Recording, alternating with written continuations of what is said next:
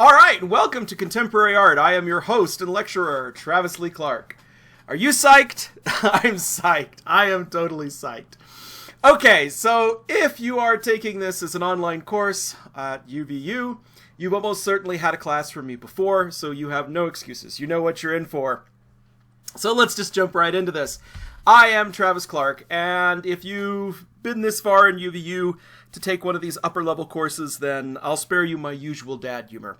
I'm Travis Lee Clark. I'm a medievalist. I got my PhD at Temple University. I've been working here since 2013, and I was hired specifically to do the non-Western courses. So what on earth am I doing here teaching contemporary art? And I have to say this as a convert. I am a convert to contemporary art. I was a medievalist. I had very little contemporary art training in college, and I thought contemporary art was a joke. I'm just going to be honest, I did.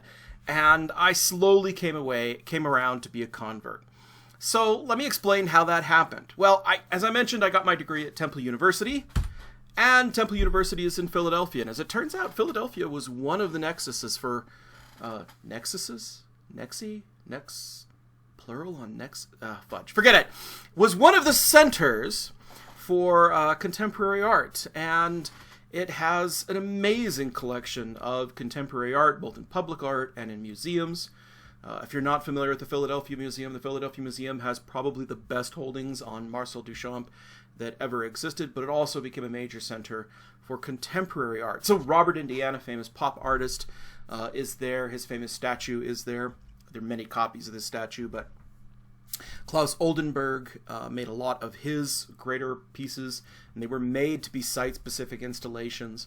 The snapped buttons on the Penn campus, the clothespins right downtown on Broad, and of course it has a long history of modern artists as well. Alexander Calder is from there. He was one of the great pioneers in kinetic sculpture, and his fabulous mobile ghost is right in the grand staircase of the Philadelphia Museum of Art, and he has a number of stabiles that are there as well.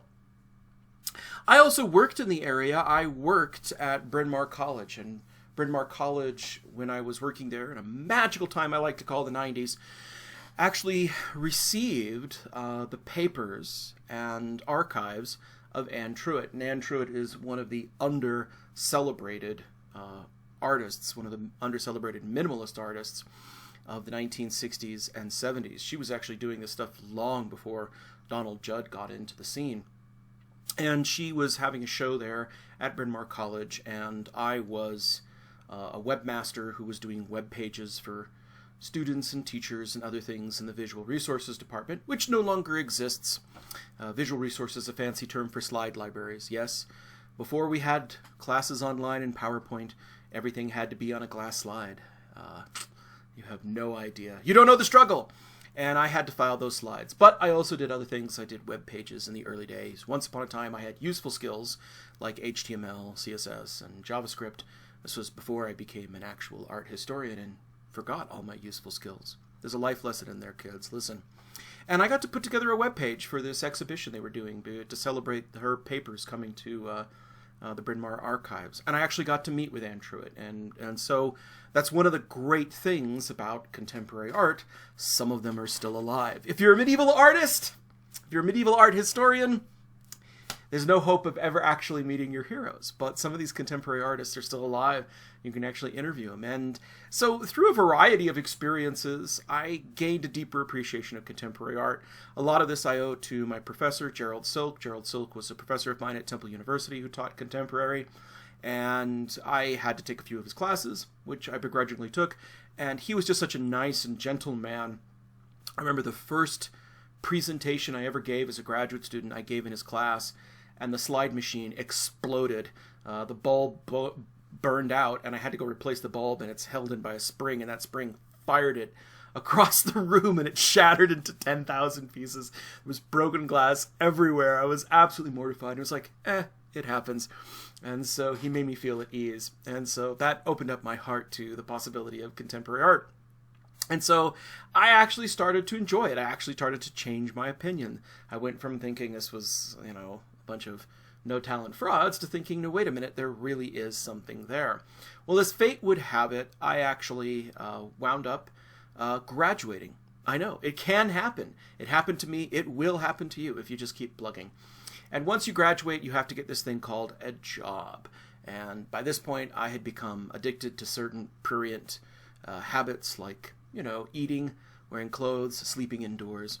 And that required me to get a job. So I went looking for a job. And the place I eventually found a job was at Sul Ross State in Alpine, Texas, which is far west Texas. It's in the middle of freaking nowhere.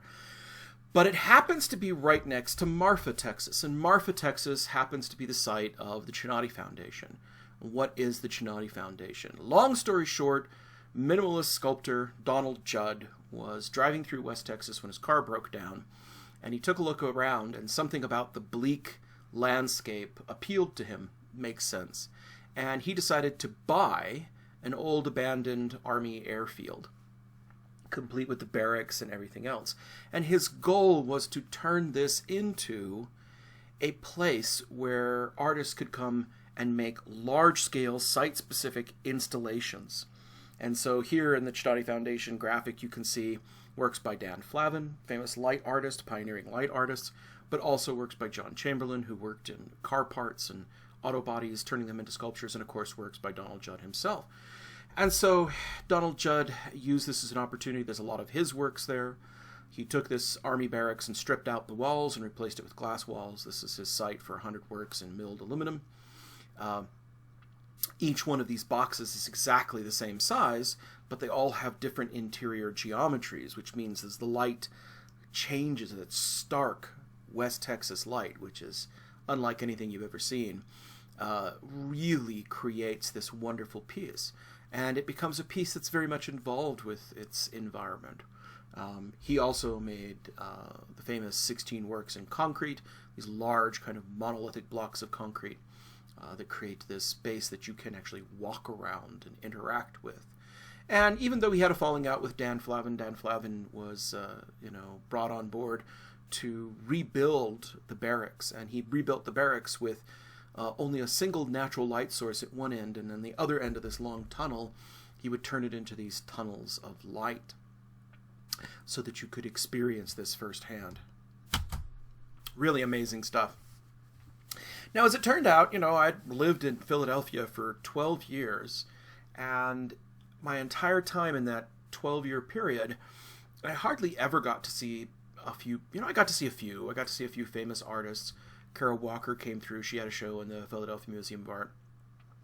But I didn't get to see a lot of contemporary artists. And the weird thing is, being in far-flung West Texas, there were far more contemporary artists coming to Marfa because Donald Judd had made this place into a mecca for contemporary art, particularly large-scale installation art.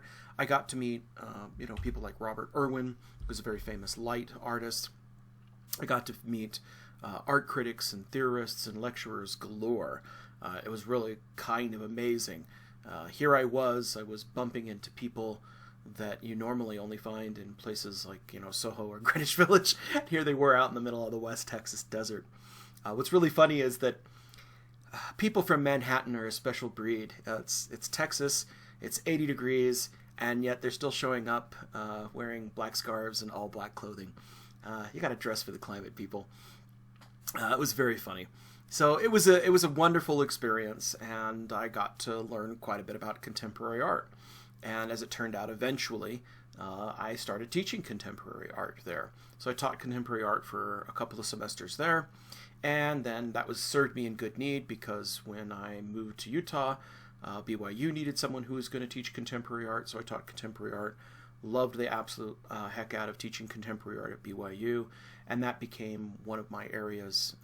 And when I got hired to teach non-Western art at UVU, I wasn't covering the contemporary art, but the instructor, the professor who taught contemporary art, Courtney Davis, she got bumped up to be the department chair, and so they needed somebody to cover it, and so here I am teaching contemporary art and loving it. Who would have thought? It's about as far a different journey from medieval art as you could get, but maybe not as far as you could get, because as we get into contemporary art, I discovered that the thing that really sets contemporary and modern art apart from other periods is that it's really about the search for meaning. And if you get into the Middle Ages, that was what it was all about as well. It was the search for meaning, for spirituality. Sure, the methods are completely different, but that's what it was. So what is contemporary art? Well, there's several different ways you can define contemporary art, and all of them stink. None of them are really good. One is you can just do it as chronologically. You can just say that it's art of the second half of the 20th century and, the most recent time period, the 21st century. Another way to think of it is art of the immediate generation, the art of our current and contemporary generation. But those seem kind of arbitrary, and then it also begs the question, why did we need a new term? We'll get into that. Why, after 50 or so years of modern art, did we suddenly decide, nope, we can't call it modern anymore, we have to call it contemporary? And so that shows that contemporary is different than modern. So another way of defining it is as evolutionary, as it is the extension of modern art. Modern art, somewhere around the 60s, ceases to be, and it becomes this thing called contemporary art. That the themes may have changed, but we are a continuation of the avant-garde experimentation of the early 20th century. But again, that doesn't seem entirely satisfying, because if it's the evolution of modern art, why isn't it just modern? And so now we run into the concept of it's revolutionary. That the reason we have a new term is because it is in opposition to modern art. That it's a rejection of the ideas of formalism and objecthood. That we have new medias and new themes concerned with identity that are different than what was happening in the modern period. If the modern period was a formal aesthetic movement, an experimental movement, then contemporary is somehow different. So it's a fascinating period. I think it's an amazing period. And let me just give you some examples of why. The largest works of art in the history of mankind, the largest works of art, have been made during the contemporary period.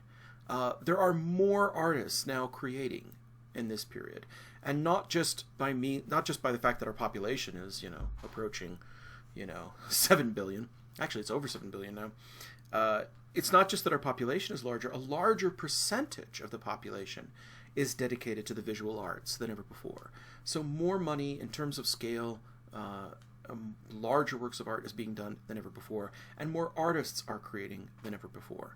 We have more freedom as artists and more media, and there really is no limit.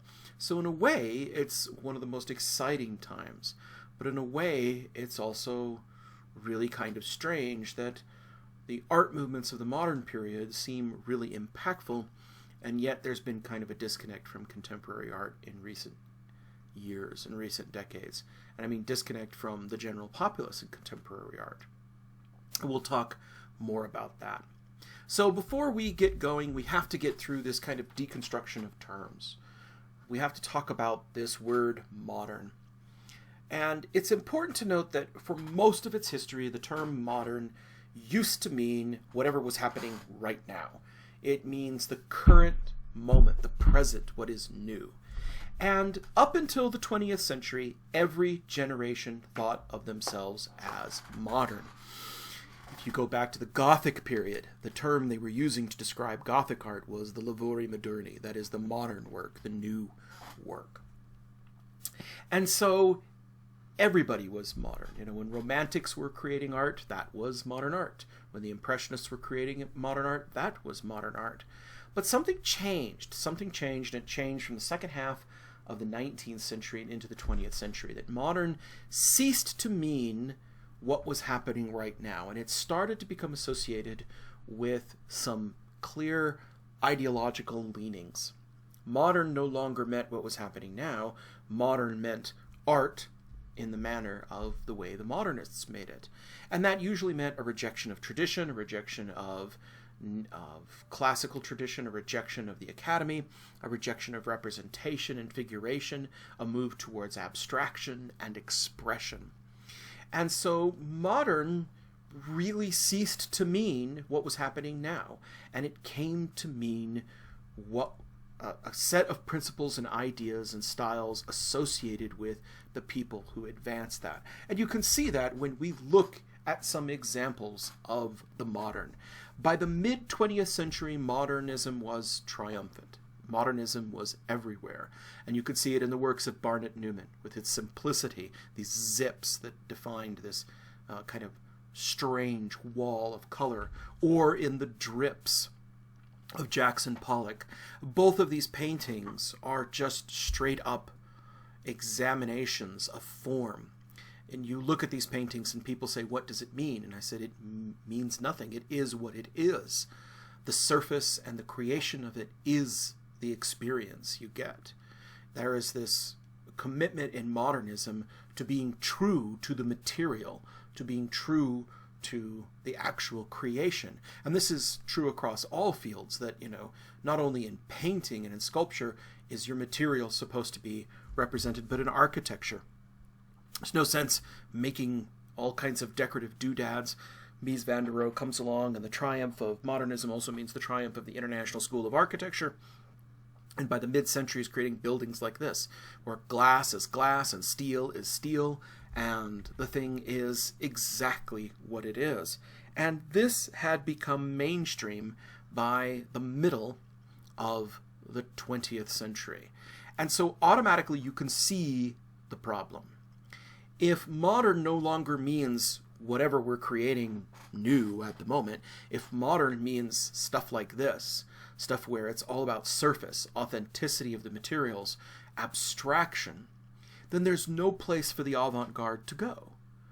You can't call yourself modern because modern had become so tightly associated with these ideals. So you had to reject that term. And now we're into the ridiculous place where we're postmodern.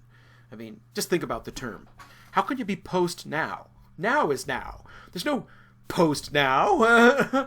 When you get to post-now, it will be now, and now will be the past. I sound like that conversation. I sound like Bruce Banner trying to explain time travel to Ant-Man and War Machine in Endgame. If your future is now your past, and you can't go back and change your past. Anyway, moving on. So postmodern is a kind of inherently ridiculous term if you think about it logically, if you take the literal meaning of what modern is. But it isn't if you realize that modern is now in the past. What was now is in the past. And what it represents is a collection of ideological views about what art is and what art should be. And we have moved past that. So pretty clear early on, in fact, it's 1942. In 1942, there is a museum in New York City that was dedicated to modern art, and they make a deliberate change, and they changed the term contemporary. And they do that deliberately. 1942, that's pretty dang early.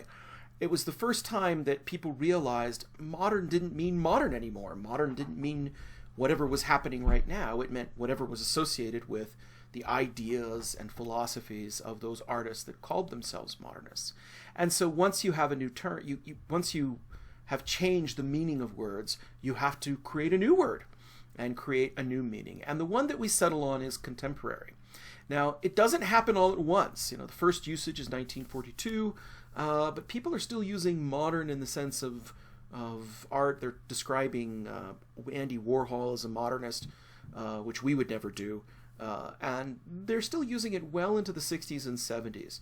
But increasingly over the 60s and 70s, a new term comes to the fore, and that term is contemporary. Now, this again is a bizarre term to use, because contemporary historically meant whatever was happening at the same time as something else. It didn't mean what was happening now. It meant two things that were happening at the same time. So, for example, we could say Ben Franklin and George Washington were contemporaries because they lived at the same time. I could say something like, the Abbasid Empire was contemporary. The Abbasid period was contemporary to the Song period in China, for example. So that's what we're talking about, is two things that happen at the same time. But that's not what we mean by contemporary. We mean contemporary is the stuff that's happening right now. But think of the logic of how this works. If it's contemporary to who? It's contemporary to us. So if modern art, if the art of right now, contemporary art is contemporary, it's contemporary to us. And I kind of like that usage because it puts the emphasis not on any kind of ideology, it puts its emphasis on the fact that it is current to us. That's really interesting. It has a focus that is focused on us and our experience. So the other reason is that you had to go to contemporary is that modern had just become too mainstream. It had become associated with these ideals. And you can see this really big gap. And I'm just going to show you a few works of art that show how prominent this gap in thinking had become even by the early 1950s, by the 1960s, that we needed this word contemporary. Let's take a look at Rauschenberg. So this is probably one of the first ever conceptual works of art. This is an erased de Kooning. We'll talk more about this in detail, but Rauschenberg was a guy on the periphery of, the abstract expressionists, the New York School in New York. So he knocked on the door of Bill de Kooning and said, hey, can you give me one of your pictures? I'm going to erase it. And then he did. So, again, now I want you to, let's back this up a little bit if we can. Let's go back and take a look at the abstract expressionists. So if you're looking at something like, a Barnett Newman or a Jackson Pollock, it's very much a record of their creation. It is an object, and that's one of the things that modernism focused on, was the objecthood of the painting. That, you may have some elaborate process, but at the end you had something you could hang on the wall that was there. It was real. But now we have artists creating things that aren't there? That's about as much a rejection of objecthood or as you possibly can be. And you can't look at this and say this is fundamentally about style, because there's nothing there. There's nothing to convey a style. I mean, the abstract expressionists had a style. So clearly, this is 1955. Right away, we're realizing something is happening, that people are pushing back against the idea of what makes art art. Another thing that happens is that we start really experimenting with the nature of art, with the media and how art is made. This is one of the famous series done by Yves Klein. Yves Klein was a member of the Nouveau Realists, and he was, noted for doing crazy things like showing galleries with no art in them. And then he would also take, people and sometimes chimpanzees and have models and paint them blue and then have them roll around on canvases. Now what's interesting is that, okay, well that's an interesting way to make art. At the end of this there is an object, there is an impression, there is something left of this. But he would actually sell tickets to this. I mean, he would make these as events and people would come and see. He would have little chamber quartets, chamber orchestras and quartets play classical music while this was happening. And so it was an event. So using people's bodies to make art like this had never been done before. And in the end, it's not the thing that's left over that's the important thing. It's the actual creation. That's very, very different than anything we saw before. This is 1960. And 1962, things go really bat guano crazy because in the late 50s and the early 1960s, we have the pop artists. And the pop artists take the lowest things, the things that everybody agreed were not art, what we would call kitsched. Kitsched is a word introduced from the German by the very famous critic Clement Greenberg. And they take kitsched and they elevate it to art. And Andy Warhol does this in a way where he doesn't even actually repaint the Campbell's soup can.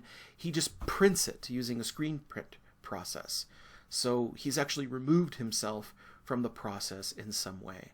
And this is also, again, a repudiation. I mean, these two things, the erased de Kooning and the anthropometry series, at least they don't really have figure. I mean, there is a little bit of a figure in the anthropometry series, but there's no figure here. They at least kind of continue the principles of abstraction. But this is a representation. This is a representation of a soup can.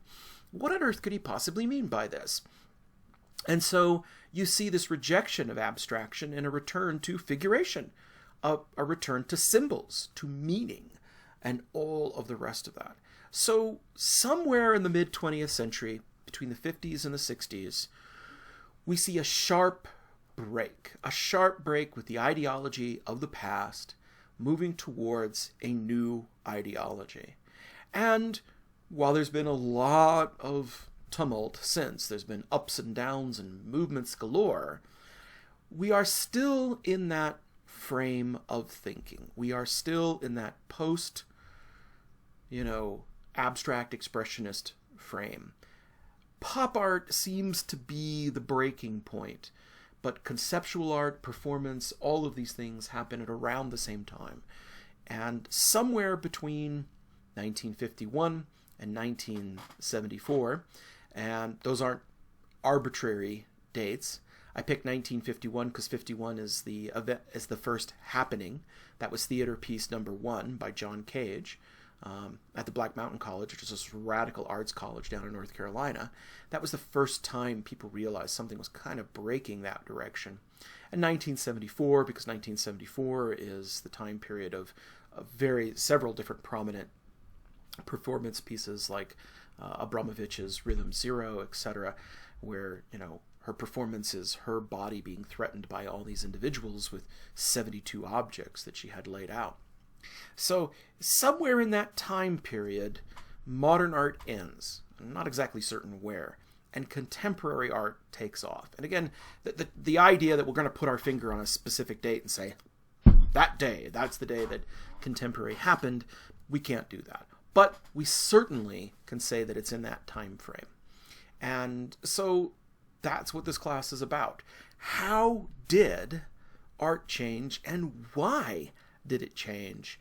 And really, the truth is, we're still living in the shadow of that change. That while there are echoes and survivals of the modernism of the 20th century, really, most of the art, at least the contemporary art, gallery art, has been a kind of reaction to that change that happened in the 60s. So what is that change? Well, if you look at art before pop art, it's defined by modernism. And modernism has a progressive worldview. It believes in this idea of a progression of styles, of arts, that art is constantly kind of improving. This is the old humanist idea of Western civilization. It's very much concentrated on the ideas of form and object, that you're going to be true to the surface, that you're not going to have representation, that the media itself is going to be true. You're going to be authentic to it. And the meaning is found in the aesthetics, so the method or the process of the thing. And the meaning relates primarily to the form of the thing. At the end of the day, while they were experimenting an awful lot, at the end of the day, you have an object. It's something that you can sell in a gallery or put up in a museum. It's a painting that hangs on a wall or a statue that sits on a podium. That was the idea. They were still creating art. But art since pop art has been very different. Instead of being progressive, this idea that each accomplishment builds on the previous accomplishment of artists, that you're standing on the shoulders of giants, moving towards the horizon, it's transgressive. It doesn't acknowledge that, anything. It doesn't acknowledge that you're standing on the shoulders of giants. It doesn't care to look to the horizon. In fact, sometimes it digs down into the earth or goes backwards. It can be regressive. It is not about this idea of a grand narrative of progress. Instead, it's quite the opposite. It's about, finding new avenues and directions wherever we find them. And instead of being concentrated on the form, that is, the style, the technique, the media, etc., it's much more about the concept or the experience. And the media is irrelevant, or the media is whatever you need it to be.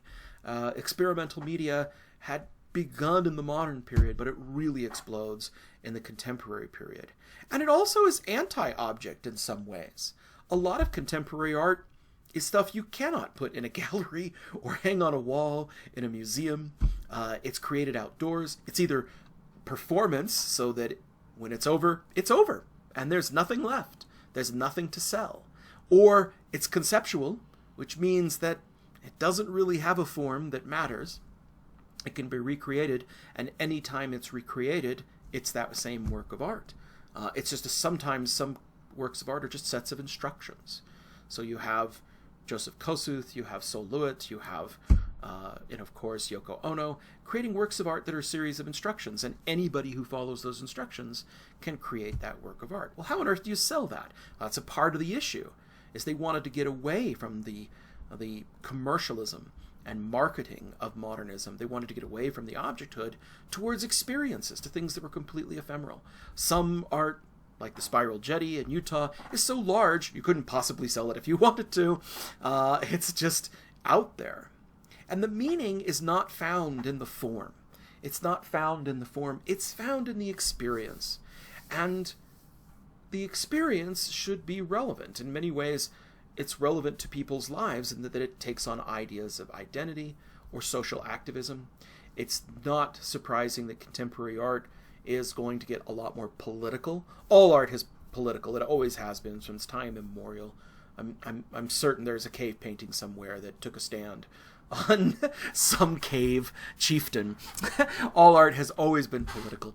But politics in modernism wasn't the primary focus. The primary focus was this purity of expression, of abstraction. What is the political meaning of a Jackson Pollock? Well, you can only get to that in vague terms. But a lot of contemporary art is very, very overtly political. It's taking on a role or a stand against pollution or discrimination or sexism, or it's definitely inside an issue of like environmentalism or anti-consumerism, that the meaning is found in the politics and in the social activism of the message. So if I had to distill, there's a lot of contemporary art in the last 50 years, and that's my lifetime. I turned 50 this year. Boy, wasn't totally expecting to be faced with my own mortality in the middle of this lecture, but there it is. I turned 50 this year, and that's pretty much the time frame of the artwork that we're talking about. And if I had to distill that time period down to the major ideas of what contemporary art is about, I would be these two words. That contemporary art, unlike modernism, is transformative, and it's fundamentally about identity. That's not true of modernism. Modernism was fundamentally progressive. The idea that it built on the achievements of the past, and it wasn't about identity, it was about form. It was about creating this art. But this is going to be about identity. So let's talk about these. Let's talk about transformative first. So I threw in every trans verb I could here. Transformative, transgressive, transitive, every trans adjective I could possibly think up. And that to me is really one of the major features of contemporary art. It seeks to change. Progression is about building on the past. Transgression is not about building. It's sometimes about totally violating the past, or turning around and going backwards, or going in a completely new direction. It does not have a fixed destination in mind. A progressive worldview has a fixed destination in mind, but contemporary art does not have a fixed destination in mind. The only fixed destination it has in mind is breaking all the previous destinations. We want to transgress against the norms, violate the norms, so that we can create new pathways. And part of that is that we want to transform your understanding, transform ideas, break old ideas, but we also want you to accept the idea that the world is in nature transitive.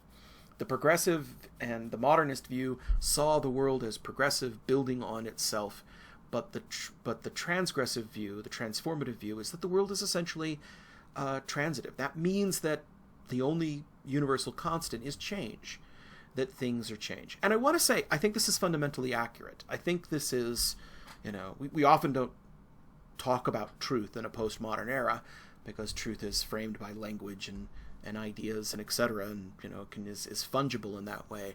But I do think this is the fundamental truth of the universe, that the humanist worldview, for all its benefits, and we do have a lot of benefits, that sees the world as one of progress, is not necessarily accurate.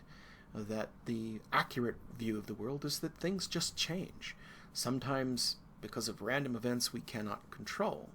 And so a lot of contemporary art is about being open to that change and experiencing that change, which means it's going to be new media and new forms. There's a endless thirst for novelty in contemporary art, that there's an endless thirst for something new, something transgressive, something that breaks rules, new techniques, new technologies, new media. And the other thing is that it challenges conventions, but it also tries to break the idea of what art is supposed to be. That art is this thing on a wall or on a pedestal in a museum or a gallery. They reject that. They reject the idea of the objecthood, particularly the objecthood of art, and instead want you to have something that's experimental and experiential. And so a lot of contemporary art is ephemeral by nature. That means it doesn't last, and it isn't intended to last. Let's talk about some examples of this. Christo and Jean-Claude, of course, was this team, this husband and wife team, Romanian, French-Romanian, and eventually American, who would make these massive installations, of course, wrapping islands in plastic. Jean-Claude died a few years back. Christo died just last year, I think. But his foundation is ongoing. And his projects were there really to kind of transform the landscape and make you think about it in different ways. But none of his installations were ever designed to last more than a few weeks.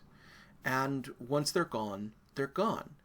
It's very hard to get funding for something like this. You can't sell it. You can't create it. It's there to create an experience. Another example is Andy Goldsworthy. Andy Goldsworthy is an environmental and land artist who would, when a sudden shower would erupt, he would lay down and create a rain shadow. So here is the outline of his form. Well, this, of course, won't last. This will last until the next rain shower, which, if you're living in Scotland, is never that far away. Or sometimes he would take icicles. He would break the icicles apart, and using nothing other than his own saliva, he would refreeze them together to make patterns that would wrap around trees. He would photograph these things, but the photographs would be the only permanent record of them. Usually he would do these things, he'd never tell anybody where they were, and so unless you happened upon one right after it was created, you would never know. The thing would melt or be covered up or disappear. And so you can see that it's transitive. It's focused on this idea of transforming a space, but also very ephemeral. Emphasizes the sense of change and time. You can't get any more transgressive than shooting yourself with a gun, or having somebody shooting you with a gun.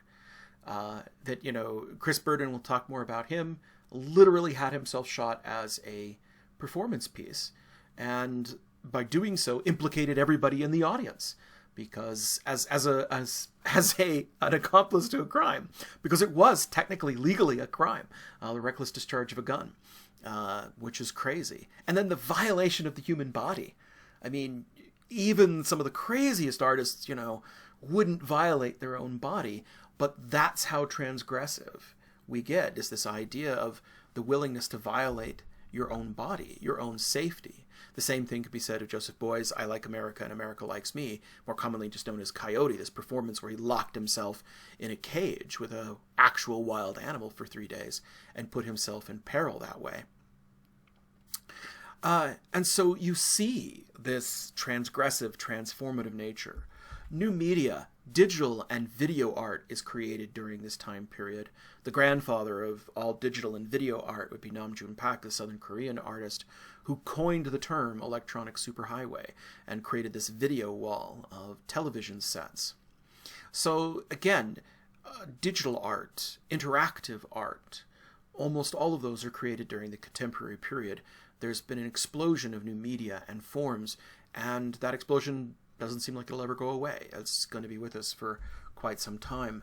Conceptual art, art that is fundamentally about the concept, where the work of art itself is not nearly so important as the concept that it creates. Joseph Kosuth and many others.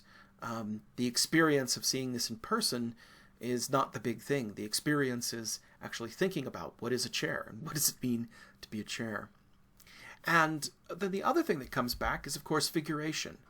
Of course, it's not going to be figuration like times past. It's always going to be tainted with irony or with humor, postmodern kind of reconstructions of our identity by showing popular figures and recreating them. Jeff Koons is a master of this, as is Damien Hirst, who creates, his animals and creatures in formaldehyde tanks. The other thing that happens is that art really finally truly moves out of the gallery spaces and into the street. That, the one thing that has been really big in the last 20 years has been street and urban art. And we're seeing, again, something transgressive. Art moves out of the traditional spaces of museums, public spaces, and public statues, and starts moving into public spaces that is technically illegal. Banksy is a vandal, by definition, by law, and he creates works of art. And when you put it up on another wall, if that person decides to paint it over, well, then your art is the very definition of transitive and ephemeral. It's not going to last. And most street art doesn't. Most street art is overpainted. Now, Banksy is so famous, nobody would paint over a Banksy if they could. In some places, like Park City, they've actually put bulletproof glass over some of Banksy's places, which just seems absurd. But the whole idea of violating traditional spaces, of going into new spaces, and of literally violating the law in order to make art is a major issue. All of these show the transgressive nature and the transitive nature and the transformative nature of contemporary art, which is very, very different. Jackson Pollock didn't go paint his paintings at the side of subways or buses. Barnett Newman didn't just, keep a notebook of the things he wanted to create and then just submitted that and never bothered to create them. Those are very, very different ideas, and they come out of the contemporary period. The other thing is identity. If I had to say there was a major theme to contemporary art, the first is that it's this transformative quality. The second is the exploration of identity. And I think this is because we don't know who the hell we are. Karl Marx may have been wrong about a number of things, but he was absolutely right about, one of the identifying characteristics of the modern age is alienation. For hundreds of thousands of years, we lived in small tribal family units. And then over the course of 5,000 years, we invented civilization, the Industrial Revolution, factories, the iPhone, social media, and everything else. And what's funny is social media ought to be renamed anti-social media because it just seems to bring out the worst in people. We've never been more connected, and we've never been more alienated in our lives. And although I hate to bring up the pandemic, boy, has that been brought home.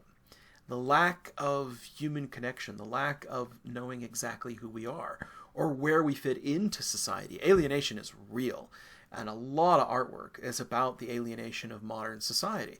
And so there's a kind of paradox because, in a way, the progressives were right that, no one 100 years ago could have imagined a world where women get to vote, where gays get to marry, and where we have the kind of freedoms that we have. And yet at the same time, judging by all the anxiety in society, we're very, very anxious about those things. Will our rights be protected? Will be preserved?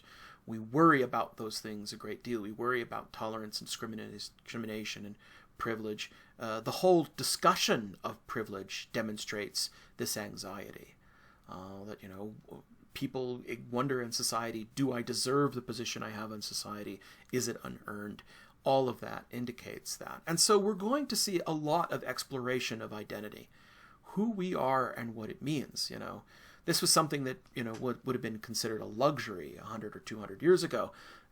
My ancestors, by the time they were 14, 15, had jobs and were working in factories or farming farms and just trying to stay alive. In a way, the fact that we're so comfortable in our society and take so many things for granted allows us to explore this identity and say, what does it mean to be human? And I think because we are finally free, that artists are finally free to do whatever they want to do, that it used to be that art was determined by patrons, and then if it wasn't determined by patrons, it was determined by the market, by art critics and people with, the money to buy art, and certain people with tastes. But I don't think that's the case anymore. Now art is determined solely by the individual, and that means the individual is gonna look into his soul. And so a lot of art today is really hyper-individualistic. It's either going to be an exploration of that person's internal psychology, it's going to be an exploration through them, or it's going to be an exploration of how they fit into society. What is their identity? How do they fit in as a man, a woman, male, female, transgender, gay, straight, black, white, whatever. Their nationality, their politics, where are they and how they fit in. And so a lot of it is going to be about things like the body, body image issues, race, gender, orientation. And a lot of it's going to be about social activism, because essentially social activism is a feature of this identity. What do I owe the other? Who is the other? How do I know I'm not the other? What do I owe society? What does society owe me? So you're going to see a lot of issues like public and private spaces, the concept of where our rights are and who we are, and anti-consumerism and environmentalism. Let me give you a few examples. One of my favorites is Hannah Wilke. Hannah Wilke she's not technically a postmodern feminist, but she's a precursor to postmodern feminism. But she was one of the first to explore her body. And this was at a time when feminists were like, any exploration of sexuality is sexism, that women should not be regarded as objects. Yet she very bravely used her own body to explore her own sexuality. And she would take chewed pieces of gum and stick them all over herself. And that's what she did in this Starification series, kind of showing deformity on her while still taking poses in these sexy poses that we associate with fashion magazines or with pornography. Later in her life, she suffered from cancer, and in the midst of chemotherapy, she continued to document her body and the collapse of her body. So that's really interesting. The use of the body, the use of the self as your principal art form in an exploration of your identity. Another one that I absolutely adore, absolutely adore. Cannot say enough good things about Cindy Sherman. Cindy Sherman is kind of a postmodern feminist, a photographer, but she only takes photos of herself. Every single thing she does is a self-portrait. Now, that you might, another generation might have considered that self-obsessed, but what she does is she uses herself as an exploration of how bodies and figures and people have been represented. So she would do kind of setup shoots of herself as if she were an actress in a 1950s or 60s exploitation flick. And so she did her film still series. And then she even took on art history, how bodies are represented in art history. So here she is doing herself up as if she is a sick Bacchus by Caravaggio. So we have all of those wonderful things. Same thing with the Guerrilla Girls. The Guerrilla Girls is this anonymous group of artists, variety of artists and designers who took on deliberately the issue of sexism in the arts, putting up fantastic billboards like these. And, of course, play on words, gorilla being, kind of a fighter, but also gorilla, and the gorilla masks, which they use to great effect. And so we see activism becoming a major feature, like we take on, what does it mean to be a female artist in this day? And, we tackle the issues, I love this. Do women have to be naked to get into the Met Museum? The same thing could be true of homosexuality and gender issues and orientation, and now transgenderism. For example, we have Keith Haring, who, for some reason, I put a G after his name. What the heck? It's like 2 a.m. It's like my fifth Red Bull. Jeez, give me a break, people. Okay. Keith Haring. Keith Haring, who was started as a street artist, but because of his gay identity in the midst of the AIDS crisis, started doing these wonderful kind of, posters and T-shirts, which were kind of explorations of the AIDS crisis and how people weren't talking about it, and this was leading to people's death. One of my favorite examples of this is this one. So here we have Felix Gonzalez Torres, who was an artist who, again, a gay artist, in the midst of the AIDS epidemic, would create piles of candy equal in weight to people that he knew. And then people would come up and take a piece of candy. You were encouraged to participate, so it was an interactive exhibit. Now, eventually what this means is that the candy would ultimately disappear, and this was a metaphor for the wasting away, which is the way that people died on AIDS, is that they would just waste away over months and sometimes years. It's a terrible way to die. And this was a portrait of Ross in LA. Ross was his lover and his partner, and so this was 175 pounds of candy. And as people took the candy away, eventually, again, the work would disappear. It would cease to exist. He himself eventually succumbed to AIDS, and now a foundation maintains this, and so his foundation exists to kind of recreate these works of art. So, again, talking about your mortality, but talking about your identity in terms of politics, all of these things come together in the contemporary period. And it's still happening that when we talk about artists such as J.R., the border wall, of course, became a major political issue. in 2015 and 2016 and continued to be for a great long time. So JR describes himself as a photographer, somebody who takes large photographs and blows them up to enormous size and pastes them on buildings. And so here he did one on the opposite side of the border from the American side. And so here you have two Border Patrol agents looking up at this gigantic photograph of a baby that has been positioned so perfectly so that it looks like it's overhanging the border wall. So again, something outside of the traditional context, outside, literally outside, outside of a gallery, new experimental forms made possible by these large-scale prints. All of these things are what make contemporary art contemporary art. Now, here's your trigger warning. You're going to see a lot of challenging and controversial and even offensive material in this class. There's no avoiding it. It's kind of funny, but I sometimes jokingly refer to the definition of an art historian as someone who explains pictures of naked people to strangers. And so in contemporary art, because it is by its very nature exploring identity, exploring what sexuality means, orientation means, because by its very nature it's transitive, transgressive, and transformative, it is going to deal with difficult subjects. So we're going to talk about things like, Andre Serrano's Piss Christ, which, if you're not familiar, caused an enormous scandal back in the 1990s when it became aware that Serrano was actually being funded by a national endowment, a grant from the National Endowment for the Arts.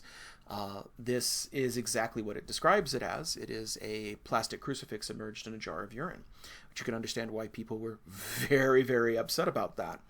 Likewise, there was a very famous Mapplethorpe exhibit that came through in the same time. Robert Mapplethorpe is a photographer, but he is gay and likes to photograph a whole variety of subjects, including subjects of bondage and sadomasochism and fetish wear, and so that became extraordinarily controversial. I think this is the tamest Mapplethorpe image I could find that still expressed the idea. But you cannot teach about this unless you're willing to confront these.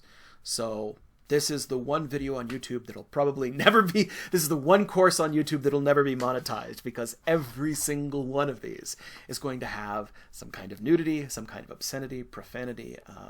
It's going to talk about some very difficult issues, and we want to talk about them frankly.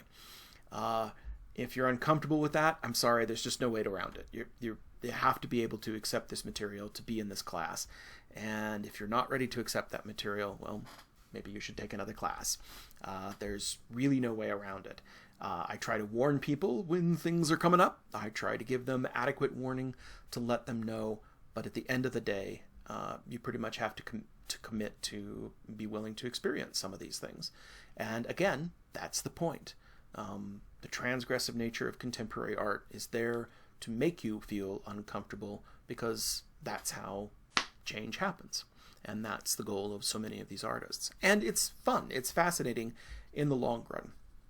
But I do want people to be aware that that's the reality of it. So that's the fun part of the introductory lecture. Let's do the boring stuff. And the boring stuff is the course requirements. Most of this is up on the Canvas webpage and in the course syllabus. So if you need a reiteration, it's all there. But let me just briefly go over it. The course is pretty straightforward. There's very few requirements. The first requirements is 2 exams, a midterm and a final.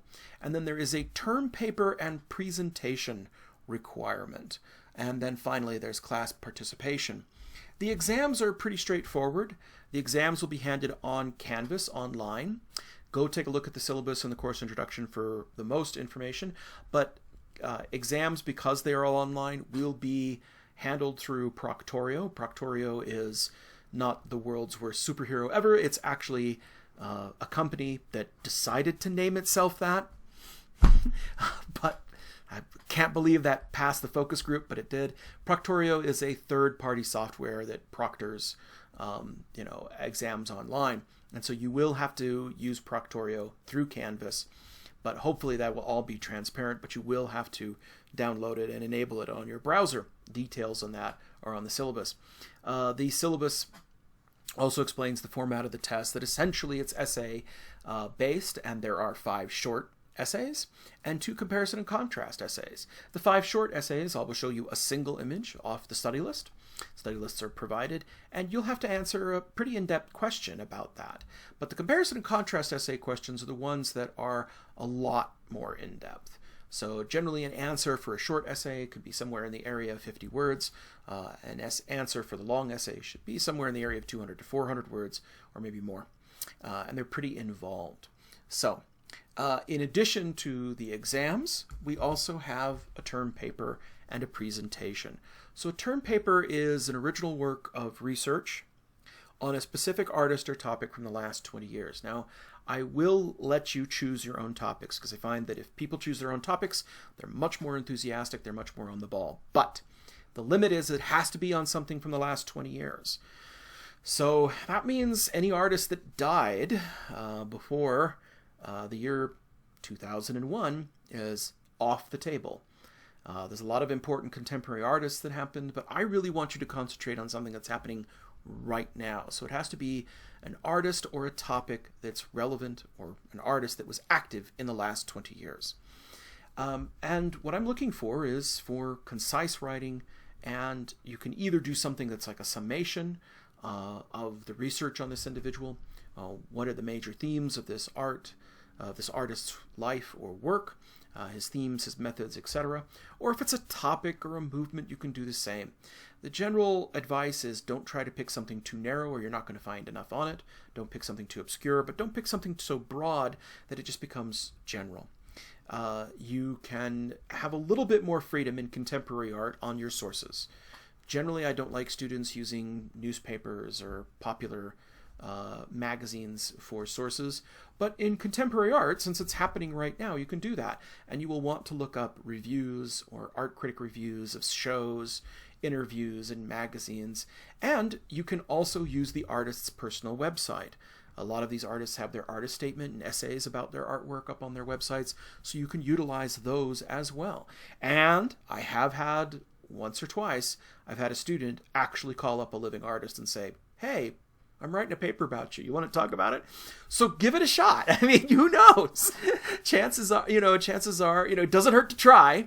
Maybe they won't call you. But I have had, it's really kind of exciting to have a paper and have a paper say, and the footnote says, interview with artist on, X date. That's really cool. And that's one of the great things is you can go right to the horse's mouth and get the information directly. If you're going to do that, I would suggest looking up some Utah artists. Utah has a very vibrant contemporary art movement, and a lot of those artists are nationally known, but you could go and look some of them up, and because you're in Utah, you might have an angle in to get and interview them. So the papers are due at the end of the semester, on the last day of the semester, not the last day of finals, but the last day of the semester. But before that, you have to submit a proposal and a preliminary annotated bibliography. That means you have to tell me what your paper is going to be about, and you have to give me annotated 5 bibliographic references, 5 sources, and that is due in about 4 weeks. You can check the exact date online on Canvas, but that's coming up. I want to make sure you get your feet wet right away and that you're working on it right away. Everything has to be done according to Chicago Manual of Style. APA, MLA are not acceptable. The standard for art history and art criticism, well, not art criticism so much, but art history is the Chicago Manual of Style. There are resources on the Chicago Manual of Style linked, and there are extensive guidelines on how to both do your paper and your proposal. The last big requirement is the presentation. That is, you have to do a presentation on your paper topic. It's short, 25 to 50 slides, or approximately 20 minutes. Now, since this is all being done online, you will have to load up your presentation online.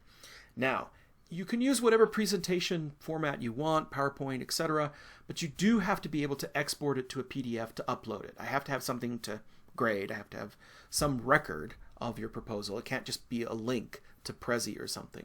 So even if you do it on Prezi, you have to, print it up and save it as a PDF and upload it as a PDF. So make sure you do so. Now, you can do these presentations in a number of ways. you can just do the presentation and your text and explanation is integrated into the text. Or if you want to do a voiceover or a video of you doing the presentation and want to link that, you can do that. I'm happy for you to do that any way you want, but you do have to have your final submission uploaded as a PDF. And in that PDF, make sure you do have your links if you do have any outside voiceovers or videos of it. The other part is the presentations are actually due a month before the end of the semester. And the reason why is because you have to peer review your fellow students' presentations, and your presentation will itself also be peer reviewed. Every student will be randomly assigned to peer review 4 other student presentations, and your peer reviews are part of your presentation grade. So you not only have to put up your presentation, which I will grade directly and give critiques to, you have to grade 4 other students, and you have to give constructive criticism and compliments on their presentations, both the content and its design, etc. And that is part of your presentation grade. So make sure you get all 4 of your presentations in. So you have 3 weeks to review the presentations and get your peer reviews in, and after that you can then resubmit your presentation for an improved grade if you so desire. Okay, and that is due. You have to resubmit your presentation 1 week before the end of the semester, and your paper is due at the end of the semester. In all writing assignments, I'm looking for clear and concise composition and proper writing styles. Make sure you take advantage of the writing centers. I know a lot of them can't be open in person, but they are pretty darn responsive and they do great work. Make sure you know Chicago Manual of Style. Don't use MLA or APA. And there are really no options for late assignments. I don't do the thing where if the assignment is late, it's 20% off each day it's late. No, it's on time or it's not accepted. You can turn it in early if you want and have me review it. I'm happy to do that. But don't wait. This is college. You should be able to get things in time. If you have a medical emergency or a personal emergency, that's different. You need to contact me, give me some kind of documentation of that, and we can talk about that. But otherwise, there's no makeups for the exams or no makeups for late papers. In the exams are handled online, and the exam is open for a week. The exam takes about an hour to take, and you can take it any time during that week. So if you need to be flexible with your schedule, you can move that around. The last thing is that the course is all online, so how do you prove your participation? Well, easy. Get your assignments in and get them on time. That's the biggest thing. And the second thing is you have to participate in weekly discussions. The course is mostly asynchronous. That means that there's no set course times or lecture times. Some things are set, like the midterm, the final, the assignments. They're due at a certain time, so stay on top of those. You can watch the lectures anytime, but there is a weekly discussion, and you have to participate in that weekly discussion within a week of it being posted in order to get full credit for that. Okay? So don't wait on those. Get those. Watch the lectures. Lectures are being recorded as we go, so they generally will drop on Thursday by 10 a.m. And that's when you can see them available. And the other thing is read the assignments. There is a recommended text. Be assertive. Share your opinions. And hopefully I don't have to reiterate that plagiarism and cheating is not allowed. If you're unfamiliar with these, please read over these, read over the syllabus, and also look at the student handbook for definitions. The Writing Center also has an excellent definition of plagiarism if you're unaware of what that is. And that's where we're at. I'll see you in the next lecture. Thanks so much. Bye-bye.